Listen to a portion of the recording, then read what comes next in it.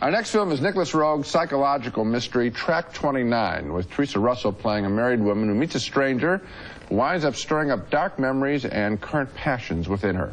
She meets the mysterious young man, played by the fine English actor Gary Oldman, at a restaurant. How do you do, madam? My name is Martin.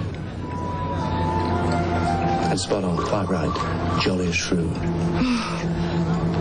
I'm from England. I've come all the way across the pond in search of my mama.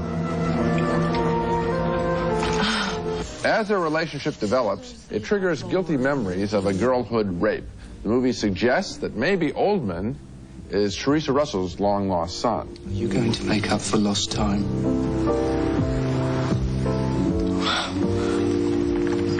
How do you mean?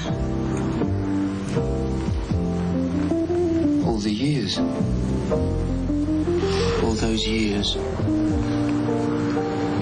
The lost years. One of the questions this film raises is whether Oldman even exists for anyone else in the film, or can be seen by anyone, including Russell's wacky husband who is hung up on trains and his mistress, a nurse. The film tries so hard to be deeply psychological that it becomes frustrating for the viewer, at least this one, and sometimes even laughable. And unfortunately, I think it goes over the top in psychology and wastes the talents of two very fine actors.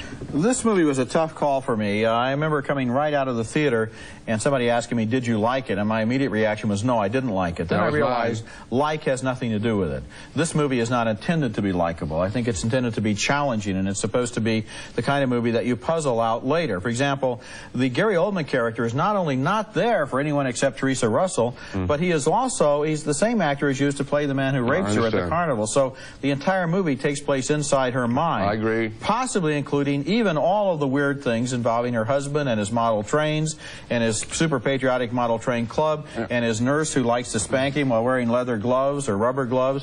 All of this kinky stuff is right out of Nicolas Roeg's grab bag of tricks that he uses in all of his movies.